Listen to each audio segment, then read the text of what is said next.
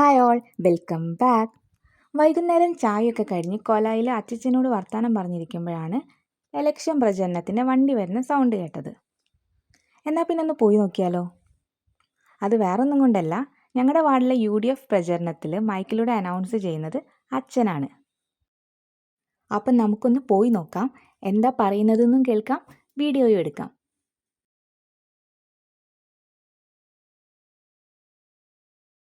കുറിക്കുവാൻ നിങ്ങളുടെ വിലയേറിയ വോട്ടുകൾ ഐക്യ ജനാധിപത്യ മുന്നണിയുടെ കരുത്തുറ്റ പോരാളി ഈസ്റ്റ് ഹിൽ വാർഡിന്റെ മടിത്തട്ടിൽ ജനിച്ചു വളർന്ന ശ്രീജ സുരേഷിനെ കൈപ്പത്തി അടയാളത്തിൽ രേഖപ്പെടുത്തി അവരെ വമ്പിച്ച ഭൂരിപക്ഷത്തോടുകൂടി വിജയിപ്പിക്കണമേ എന്ന് ഈ നാട്ടിലെ നല്ലവരായ വോട്ടർമാരോട് ഞങ്ങൾ വിനയപുരസരം അഭ്യർത്ഥിക്കുന്നു, അപേക്ഷിക്കുന്നു.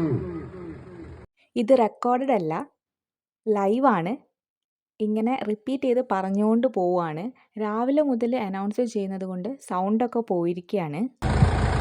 പ്രിയമുള്ളവരെ, കഴിഞ്ഞ 46 വർഷക്കാലം കൊണ്ട് കോഴിക്കോട് കോർപ്പറേഷനെ അഴിമതിയുടെയും സ്വജനപക്ഷപാതത്തിന്റെയും കെട്ടുകാര്യസ്ഥതയുടെയും കേന്ദ്രമാക്കി മാറ്റിയ ഇടതു ദുർഭരണത്തിന് അന്ത്യം കുറിക്കുവാൻ നിങ്ങളുടെ വിലയേറിയ വോട്ടുകൾ ഐക്യ ജനാധിപത്യ മുന്നണിയുടെ കരുത്തുറ്റ പോരാളി ഈസ്റ്റ് ഹിൽ വാർഡിന്റെ മടിത്തട്ടിൽ ജനിച്ചു വളർന്ന ശ്രീജ സുരേഷിനെ കൈപ്പത്തി അടയാളത്തിൽ രേഖപ്പെടുത്തി അവരെ വമ്പിച്ച ഭൂരിപക്ഷത്തോടുകൂടി വിജയിപ്പിക്കണമേ എന്ന് ഈ നാട്ടിലെ നല്ലവരായ വോട്ടർമാരോട് ഞങ്ങൾ വിനയപുരസരം അഭ്യർത്ഥിക്കുന്നു, അപേക്ഷിക്കുന്നു.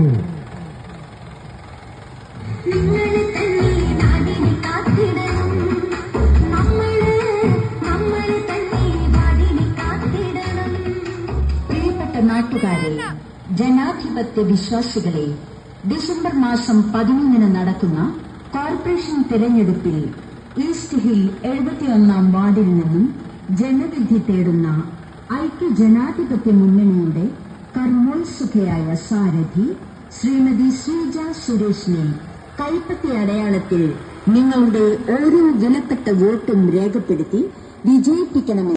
കോഴിക്കോട് കോർപ്പറേഷനിലെ 71 വാർഡായ ഈസ്റ്റിലാണ് ഞങ്ങളുടെ വാർഡ്. ഇവിടുത്തെ UDF സ്ഥാനാർത്ഥി ശ്രീജ സുരേഷാണ്.